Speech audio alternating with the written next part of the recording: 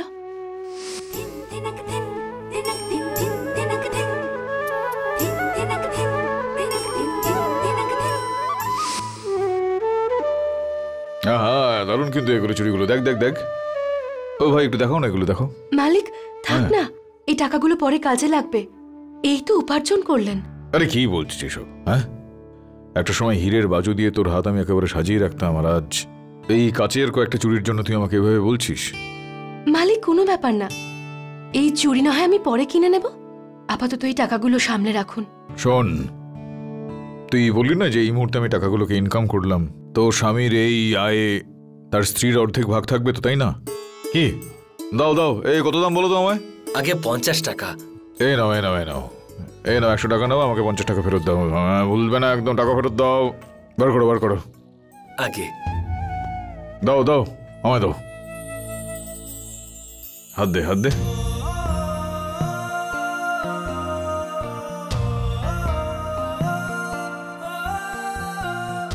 মালিক, আমি সম্পূর্ণ বিশ্বাস করি যে সেই দিন খুব তাড়াতাড়ি আসবে, যেদিন আপনি আবার আমার হাতে হীরের চুড়ি পরিয়ে দেবেন।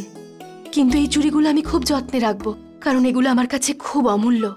আরে মূর্খ, এই যে কথায় কথায় তুই মাঝে মধ্যে ভাবুক হয়ে যাস না। চল এখন, চল ওখানে গিয়ে বসি, চল চল চল চল।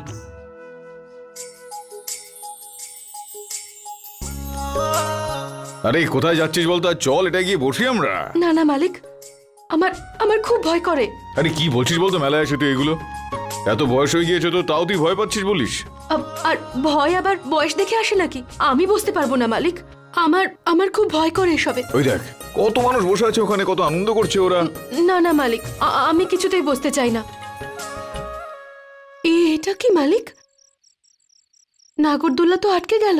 হ্যাঁ আটকে গিয়েছে, আমাদের জীবনের নাগরদোলার মতোই আটকে গিয়েছে। কি করবি বল, তোর ছেলে আমাদের ওই ওপর থেকে একেবারে নিচে ধপ করে ফেলে দিয়েছে আমাদের।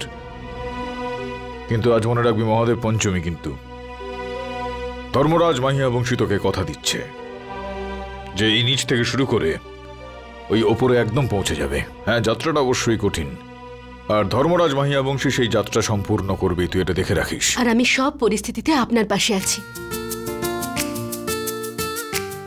দেখুন না মালিক, এই নাগরদোল্লা আবার চলতে শুরু করলো। এটা এই ব্যাপারে সংকেত দিচ্ছে যে আমাদের জীবন আবার আগের মতো হয়ে যাবে, আর আপনি সেখানে পৌঁছবেন যেখানে আপনি পৌঁছতে চান।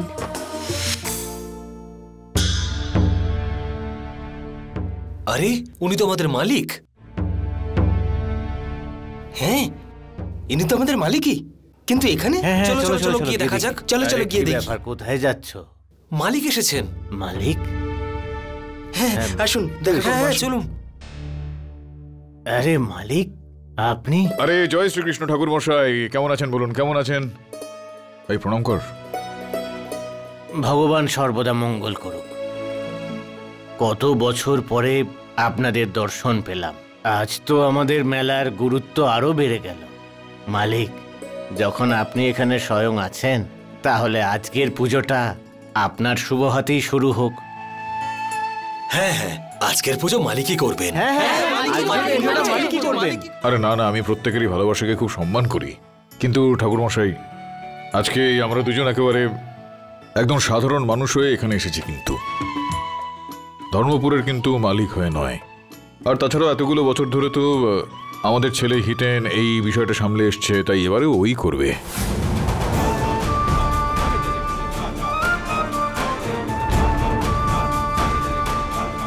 মনে হচ্ছে হিতেনদা চলে এসেছে।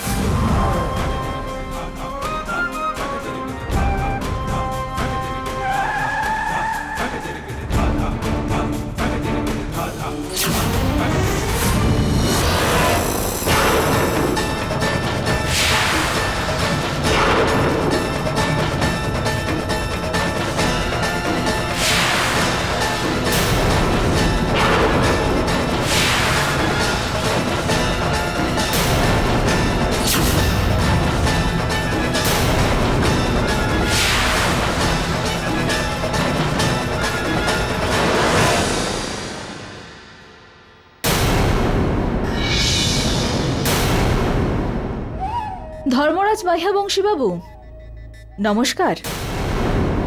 সত্যি আপনাকে এখানে দেখে খুব খুশি হলাম। আপনারা সবাই হয়তো ভাবছেন এইসব কি হচ্ছে। আমি বলছি, ধর্মরাজ বাবু নিজের সবকিছু, নিজের সম্পত্তি, নিজের বাড়ি, নিজের রাজত্ব সবকিছু আমার ছেলে বিশালের নামে করে দিয়েছে। এই গ্রামের পরম্পরা অনুযায়ী প্রত্যেক বছরই পুজো এই গ্রামের মালিক করেন। এই বছরই পুজো এই গ্রামের নতুন মালিক বিশাল করবে। হ্যাঁ, পুজো মালিকই করবে, মালিকই পুজো করবে, হ্যাঁ, মালিকই পুজো করবেন, মালিকই পুজো করবেন। ধর্মরাজ বাবু, আপনি নিজেই কেন এদের বলছেন না যে সত্যিটা কি? এই মহিলা যা বলছেন একদমই ঠিক। আমি আমার সব সাম্রাজ্য, আমার যাবতীয় সম্পত্তি স্বেচ্ছায় সেগুলো ত্যাগ করেছি, আর তারপর ধর্মপুরের মালিক হচ্ছেন উনি, এই ছেলেটা বিশাল। ধর্মপুরের ওপর এবার থেকে ওর অধিকার। কিন্তু মহাদেব, ভোলানাথের ওপর কারো অধিকার একার নয়, কেননা তিনি স্বয়ং এই জগতের মালিক। আর বিষয়টা হলো গিয়ে পুজোর, তাই অনেক বছর ধরে আমরা তোমাদের সকলের ইচ্ছা অনুযায়ী আমি পুজো করে আসছি। তাই এতগুলো বছর ধরে তোমাদের সবার ইচ্ছা মতোই আমার ছেলে হিতেন মাহিয়াবংশী পুজোটা করে আসছে। তাই আজকে এই দিনে কে পুজো করবে সেটা সিদ্ধান্ত তোমাদের সবার ইচ্ছা অনুযায়ী হবে। ঠিক বললাম কিনা আমি? পুজো তো মালিকই করবেন।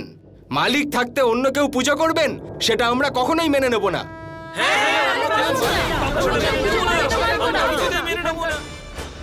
শুনে নিয়েছেন তো আপনারা সবার মতামত। এবার এখান থেকে আপনারা চলে যান। পুজো আমাদের মালিকই করবেন।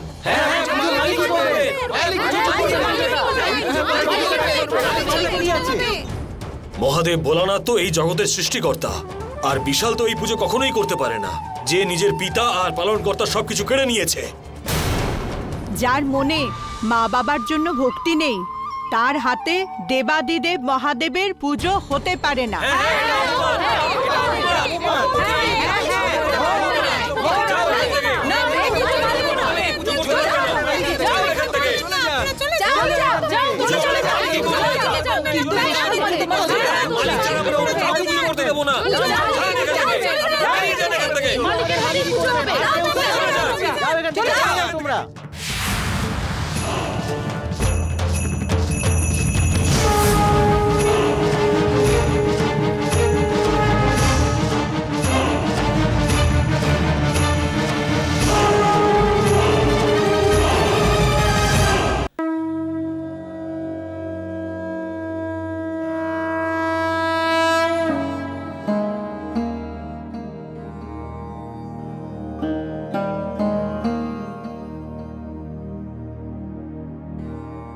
ধর্মরাজ বাবু, জনতাকেই জনার্দন বলা হয়। ওদের মধ্যেই ভগবানের বাস। ওরা সবাই চায় পুজোটা আপনিই করুন। না ঠাকুর মশাই, এবছর এই পুজোটা আমি করব না, কেননা আমি চাইছি যে আমার স্ত্রী এই গুরু দায়িত্ব পালন করবে এবার থেকে। ঠিক আছে, তাহলে মালকিনী পুজোটা করুন। আমাকে ক্ষমা করে দিন মালিক, ভুল হয়ে গেছে। এই মেয়ে, জেনে বুঝে করা অপরাধকে কখনো ভুল বলে ডাকা হয় না। আর যে অপরাধটা তুমি করে ফেলেছো তার জন্য শাস্তি তোমায় পেতেই হবে। আর এত ভাবনার কি হলো তোর? চল কর। আপনি ঠিকই বলেছিলেন মালিক, যে সময়ের মহিমা অপরম্পার হয়। একটা সময় ছিল যখন আপনার জন্যই আমি মন্দিরে আসার সব অধিকার হারিয়েছিলাম, আর আজ আপনার জন্যই আমি প্রথম পুজো করার সম্মান পাচ্ছি। শোন, আমার একটা কথা ভালো করে বোঝ, যেটা যার যার অধিকারে থাকে না, সে সেই সমস্ত অধিকারগুলো পায়। আর আজকে তোর এই অধিকারটা আমি না, এই সময়টা তোকে আজ দিল। তাই এখন খুব বেশি ভাবনা চিন্তা করিস না, এগিয়ে যা, পুজোটা কর।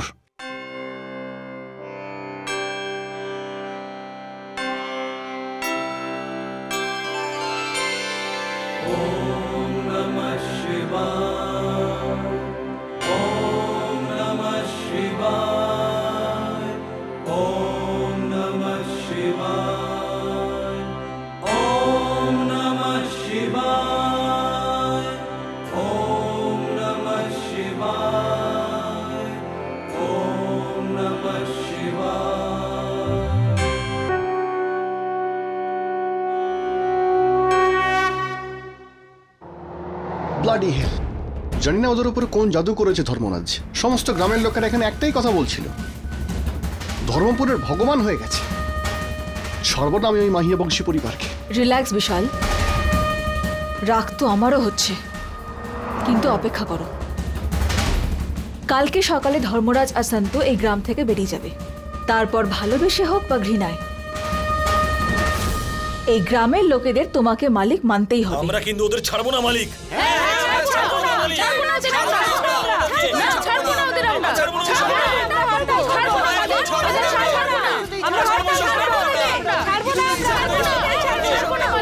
বিশাল নিজেকে মালিক মনে করতেই পারে, কিন্তু আমরা ওকে মালিক মনে করি না। আমরা কিন্তু কাজে কেউ যাব না। আমরা ধর্মঘট করব মালিক। কেউ কাজে যাব না, বন্ধ করে দেবো আমরা। শান্ত হও তোমরা সবাই, শান্ত হও তোমরা।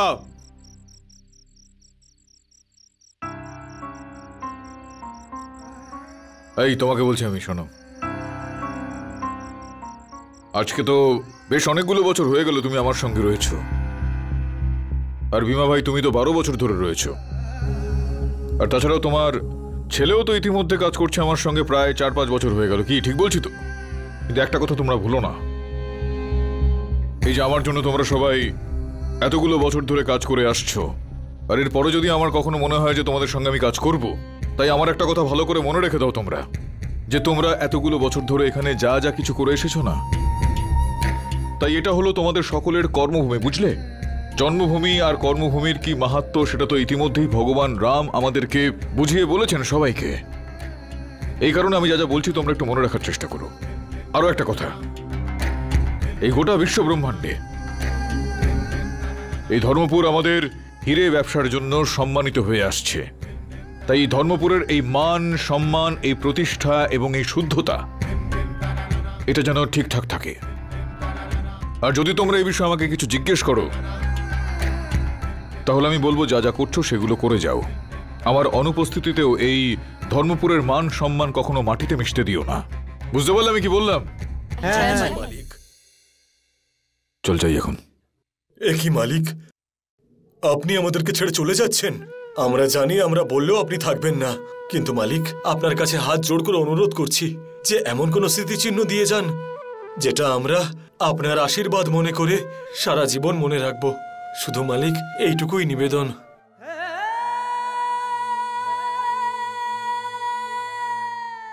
ধর্ম সংকটে ফেলে দিল আমাদের, তাই না?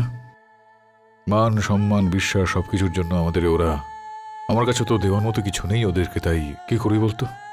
আপনি আমাকে কুঁয়োর কাছে বললেন না যে মূল্য জিনিসের নয়, শ্রদ্ধা আর ভাবনার হয়ে থাকে। যেমন আপনি আমার ইচ্ছে পূরণ করলেন, তেমন আপনি এদেরও ইচ্ছে পূরণ করুন।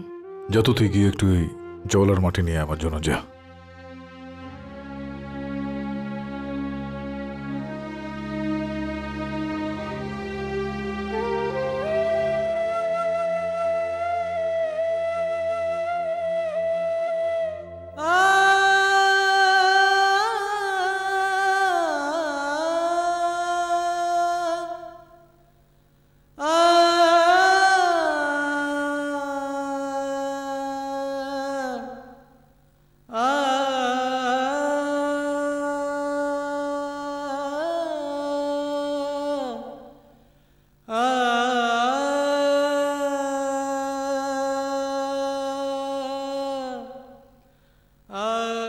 নে,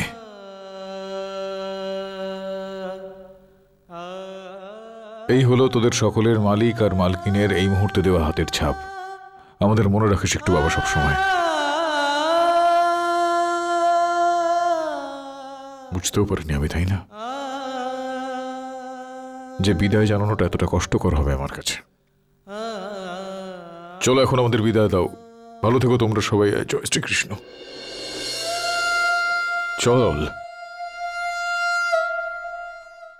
মালিকের জয় মালিকের জয় মালিকের জয় মালিকের জয় মালিকের জয় মালিকের জয় মালিকের জয় মালিকের জয় মালিকের জয়। জয় হোক।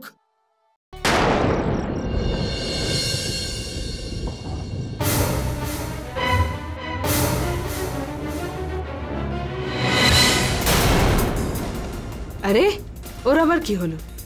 মনে হচ্ছে পুজোয় কোনো বিঘ্ন ঘটেছে। যে সবসময় অন্যের কাছে বিঘ্ন ঘটাতে ভালোবাসে তার সাথে এরকমই হয়। ত্রিবেণী, কি বললে তুমি এক্ষুনি?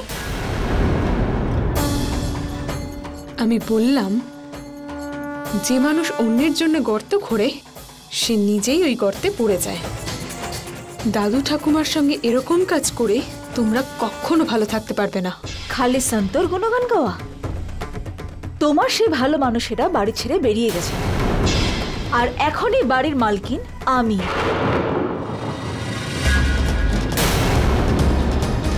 বড্ড বেশি কথা বলো না তুমি। ঠিক আছে, এবার তোমাকে শেখাতে হবে বাড়ির মালকিনের সাথে কি করে কথা বলতে হয়।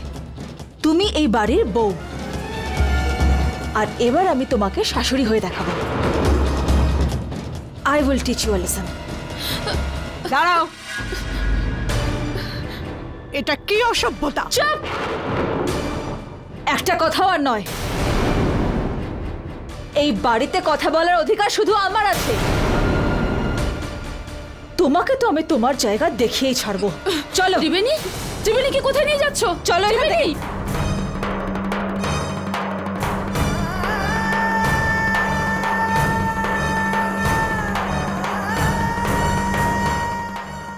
বেশি কথা বলো না তুমি। এবার তোমার কথা বন্ধ করছি। চলো, এইটাই তোমার আসল জায়গা। সন্তোষ স্টোর রুমে থাকার কথা তো তুমি শুনেই থাকবে। তোমারও সেই হাল হবে যা ওর হয়েছিল, বরং তার থেকেও খারাপ হবে।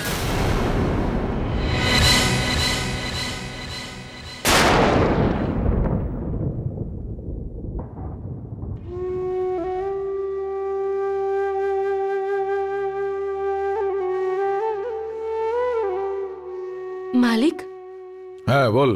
এত রাত হয়ে গেছে, সবাই চলেও গেছে। হ্যাঁ, আর কিছুক্ষণের মধ্যে এই যে রাত রয়েছে এটাও চলে যাবে, সকাল হয়ে যাবে। শোন, রাত যতই অন্ধকার হয়ে থাকুক না কেন, যখন এই সূর্য ওঠে না, তখন রাতের এই অন্ধকারকে একেবারে ছিন্ন ভিন্ন করে দেয়। তাই এই বিশাল যে কাজটা করেছে না, সেটার দুঃখটা তো আমাদের মনে থেকে যাবে।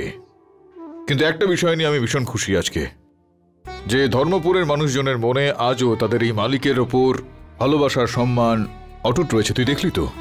সেটা তো ঠিক মালিক, কিন্তু এবার আমাদের ধর্মপুর ছেড়ে যেতে হবে। আমরা কোথায় যাব? ঠিকই বলছিস তুই। প্রশ্নটা তো এই মুহূর্তে তুই একেবারে ঠিক করেছিস, কিন্তু এটার উত্তর এই মুহূর্তে আমার কাছে একেবারে নেই, বুঝলি? বাদ দিন না মালিক, আমি এত শুনেছি মুম্বাইয়ের ব্যাপারে। ওখানকার মারিন ড্রাইভ আর সিদ্ধিবিনায়ক, কত কিছু আছে ওখানে দেখার মতো, আর আপনি আমাকে এখন ওখানে নিয়েই যাননি। আপনি আমাকে ওখানে নিয়ে যাবেন একবার? শোন একটা কথা, আসলে এতটাই ব্যস্ততা চলছে এখন, তাই সময় নেই একদম। সময় যখন পাবো তখন একদম নিয়ে যাব। হ্যাঁ, আচ্ছা চল, তুই আমার সঙ্গে চল, এখন চল। কোথায়? মুম্বাই। মুম্বাই? কিন্তু মালিক, মুম্বাইতে তো অনেক খরচ হয়, আর আমাদের কাছে তো টাকাও নেই। আরে এইমাত্র তো আমি টাকা কামালাম না এই টিকিটের জন্য। এই দেখ, এরপর যা যা হবে সেটা দেখে নেবো। আমি তো রয়েছি তোর সঙ্গে, চিন্তা কিসের? আরে সাফল্য সেই পায় যে সবসময় নিজের শ্বাস প্রশ্বাসের সঙ্গে সঙ্গে এগোয়। তোর বিশ্বাস রয়েছে তো আমার উপর, হ্যাঁ কিনা বল? হ্যাঁ মালিক। ব্যাস, তাহলেই সবকিছু হবে। চল।